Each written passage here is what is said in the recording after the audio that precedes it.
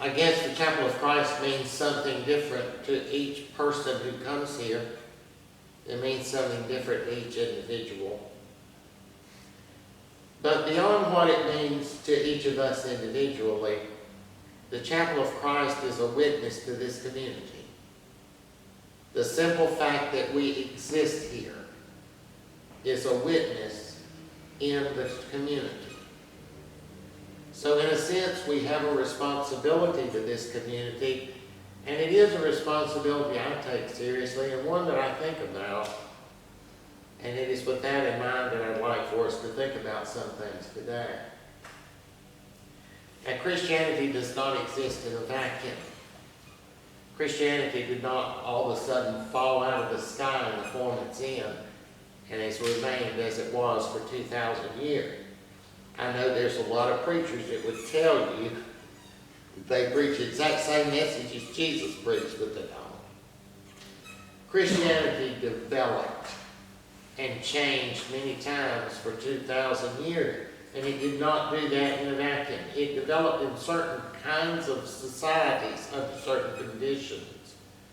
And one of the things I've tried to emphasize over the years is the social conditions in ancient Christianity, because it was those conditions in the greater society that affected how beliefs developed. No religion exists independently of the society it finds itself in. It interacts with that society and is altered by it.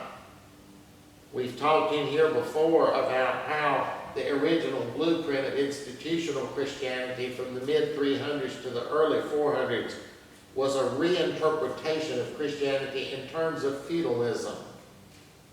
We've talked before how the Protestant Reformation was a reinterpretation of Christianity in terms of the ideas of the Renaissance.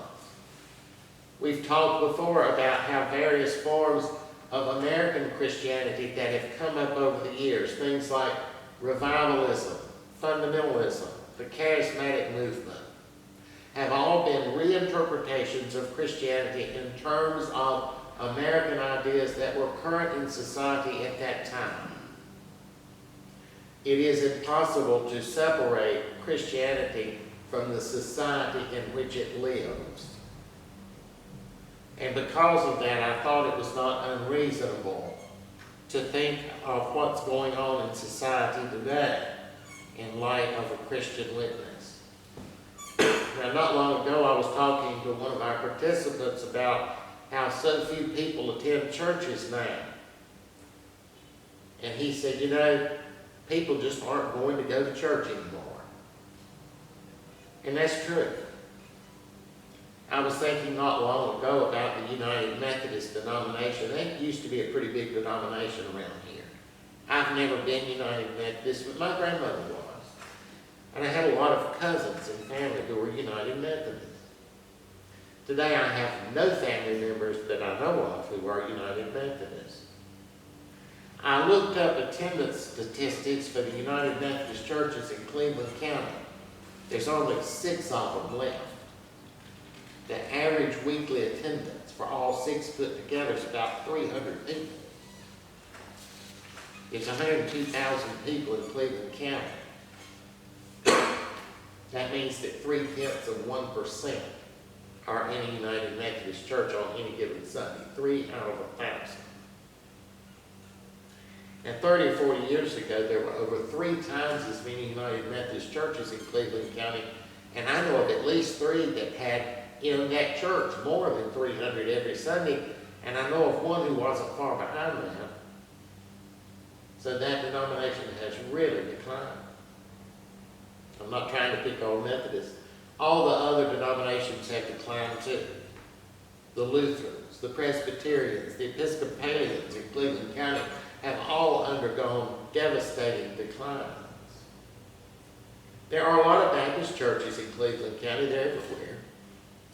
Most of them used to be pretty well-attended churches. They were what we would call strong churches. They had a lot of attendance and a lot of participation, but not today.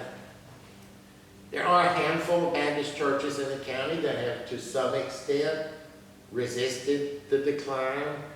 but the majority of them have undergone significant decline. Now, when you talk about declining churches, some people will invariably bring up contemporary churches. Those are technically called stage performance churches.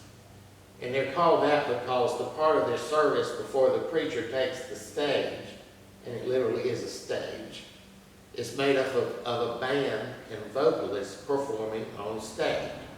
It's sort of like going to a pop music concert in Charlotte.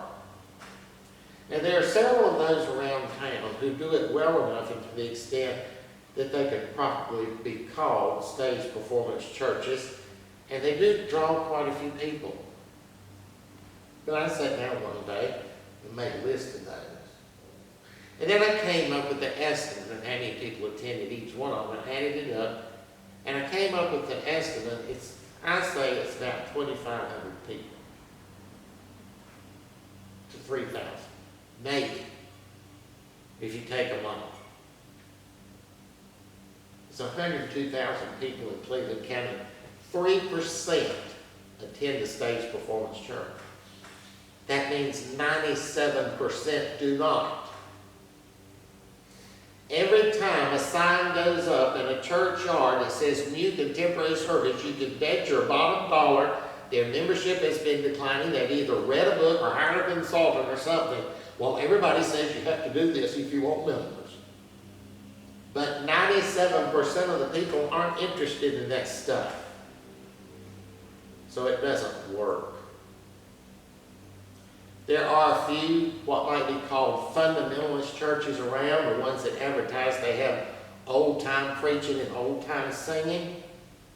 They're not nearly as popular as they used to be. And there are, I think, 2 churches remaining in Shelby that could properly be called country club churches. Their attendance is negligible. The strength of religion in a society, that is, the number of people who actively participate in religion, is a reflection of how people feel about that society and the future. When things are going well for people, people tend to be associated with religion. When things are not going well, they tend to drop out. That seems counterintuitive. You'd think it'd be the opposite. You'd think it would be when things aren't going well. That's when people would come. I remember back to the first couple of Sundays after 9/11, Wanda and I were over at Redeemer back then. The church was packed. There was more people there than I'd ever seen. More people than even on Easter. They had to bring up folding chairs, put them along the walls. That didn't last long though. Attendance slowly dropped back to normal. The fact is that when life is hard, people drop out of religion. And that, I think, more than anything else, explains the lack of interest in religion today. If there's anything that describes the pace of life today, especially for a husband and wife raising their children, or increasingly they have to raise grandchildren, it's overworked, overcommitted, and on the brink of burnout. I was talking to someone not long ago, and he was talking about how most of the parents he knows with school-aged children have to take their children to some activity every evening. And many of them do it on Sundays. It used to be that we expected school-aged children to be at church on Sundays. Now their ball teams and whatever they're involved in have stuff scheduled on Sundays. Most households today are 2-income households where both the husband and wife are employed full-time, and it's a hectic pace of life. But you know what?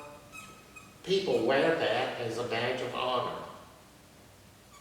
If your life is not intolerably busy, there must be something wrong with you. You must be lazy. You're not successful unless you're busy all the time.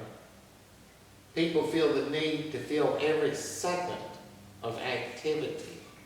If you don't, you should. So what has been the result of all that? For the past 50 years, wages of the working class have been on a decline when compared to inflation. The standard of living of the middle class has declined. The cost of housing and health care are the two largest factors. Houses up where we live, that would at one time be considered middle-class houses, sell for $400,000 to $500,000. You used to could get a house on the lake a lot cheaper than that. Now you get a little 1,200 square foot house in Bellwood for that. Around Shelby, there's little tiny houses in neighborhoods I would be afraid to live in that sell for $250,000 to $300,000. Dilapidated mobile homes near where we live rent for $800 to $1,000 a month. Dilapidated. In addition to that, many people, even if they have employer-provided health insurance, are priced out because of deductibles. I remember one woman works in a local business, could not afford shoulder replacement surgery because she had to come up with $8,000 before they did the deductible. That was the deductible. She had to pay that.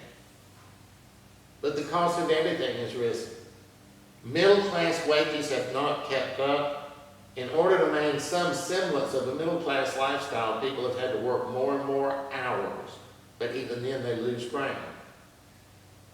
And this next statistic was unbelievable to me when I first read it, so I did some digging and looked at the U.S. Bureau of Economic Analysis. Did you know that the statistic of hours worked per year per 1,000 people in the United States is at an all-time high? It's twice what it was 60 years ago. Remember how you used to hear so much about how hard Japanese people work and what long hours Japanese people work? American workers work an average of 188 more hours per year than Japanese workers. At the same time, the productivity of American workers has increased 460% over the past 60 years. They are working longer and producing almost 5 times as much, but yet their wages have declined. You would think if they work more and produce 5 times as much, they'd have a better standard of living. But they don't. They have a worse standard of living. You remember when kids used to have hamsters and put little cages that had little wheels and the hamsters get on there and run around there? That's how people are today. They're running harder and faster, but they're going backwards. All these activities,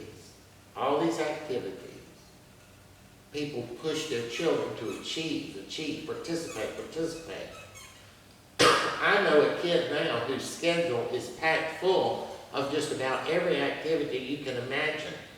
His father is building him a resume to get into a good college, setting him up for success. He has no teenage years. He's being pushed to build a resume. He's miserable. But yet people wear this frantic pace of life as a badge of honor. Oh, I'm busy. I'm successful. I'm going to be successful. Yes. The only limitation that we accept is there's only 24 hours a day. And you know, many churches have contributed to that. Churches pressure people to do more and more. They pressure people to participate in this and that. Come for this service. Come for that service. Volunteer for this. Serve on this committee. Give us more money. Churches have added to the frantic pace of many people's lives. And that right there is one of the main reasons this church was set up the way it is. We did not want to be a contributor to people's frantic lives. There is a link between frantic lifestyles and heart disease, high blood pressure, diabetes, and obesity. Yet instead of being told to adjust their lifestyles, doctors and TV commercials tell people to take a pill. Take a pill and go on with your lifestyle. We have an unprecedented number of people in America with anxiety, depression, and insomnia. 43% of Americans take a pill for one of those things. That's almost half of all Americans. The percentage of Americans taking medications for sleep has doubled in the past 20 years. Testosterone levels for young men ages 15 to 39 have declined by 40% since the 1990s. Now, when that first started happening, the belief was that things like obesity and inactivity were the culprit. But today, as more and more studies have been done adjusting for those things, they found out that those factors are not. Testosterone levels in young men have been declining for decades, and no one knows why. But did you really have to be told testosterone levels are declining in young men? Can you not look at young men today, see how they look and how they act and what they do, and tell that they have no testosterone? Sure you can. The fertility rate in the United States of America is the lowest it has ever been in history. Even in the Great Depression, it wasn't this low. It peaked in the mid-1950s at the end of the baby boomer period and has been declining ever since. It is now less than half of what it was in the 1950s. And you know what age range a woman has the highest birth rate? It's 30 to 34. That's the age at which most women today are getting it.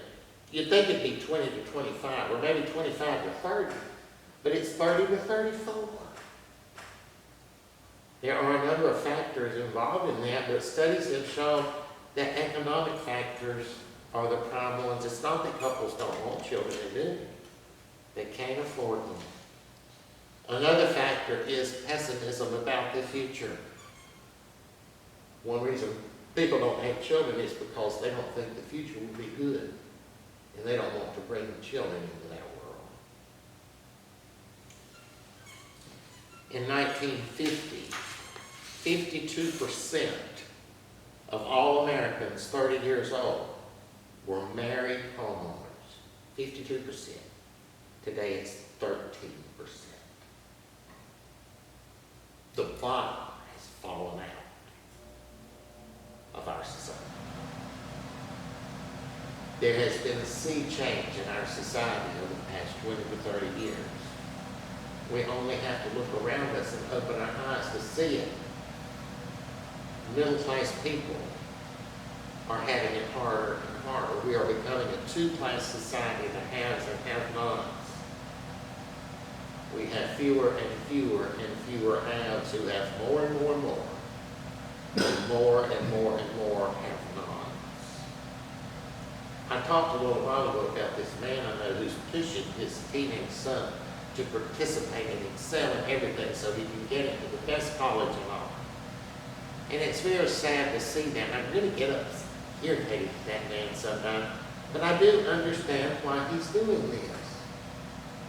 Because he realizes that for his son to be able to raise his own children in the same style of life as he's been accustomed to, he'll have to work much harder and excel at everything. He'll have to keep his nose to the grindstone just to maintain the lifestyle he's accustomed to, and even then, he may not be able to attain it.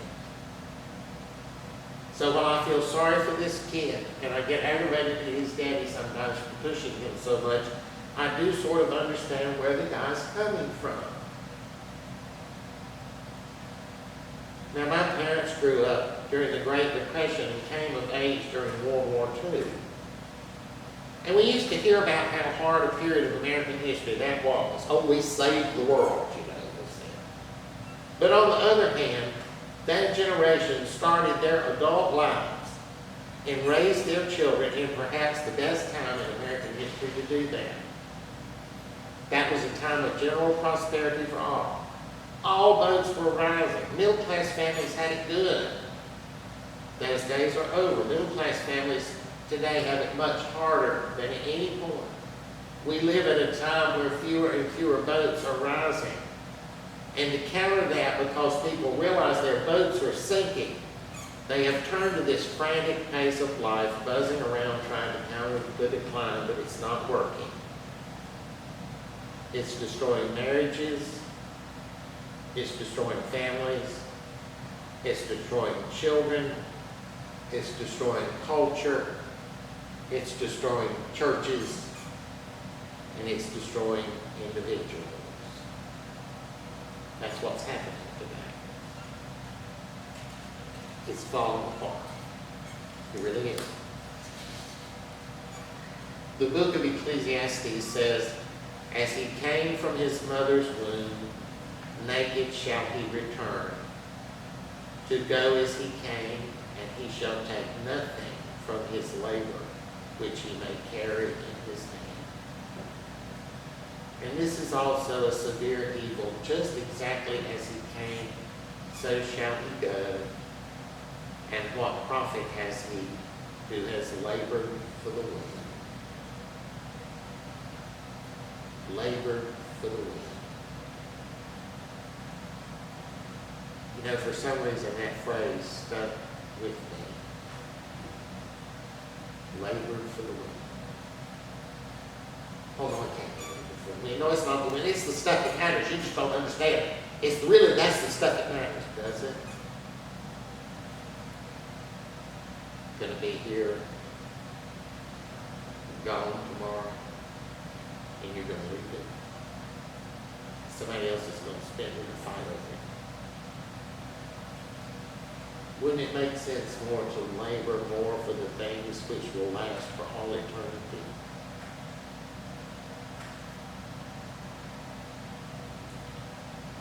I remember one time, years ago, at a church I was at, they were going to get a new youth director.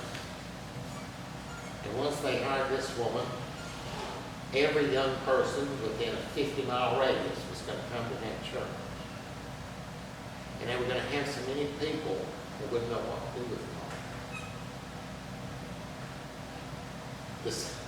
The Sunday before that youth director was supposed to start working, I preached. And one of the things that I said in that sermon was, there's only one thing that lasts that you can raise your children to have.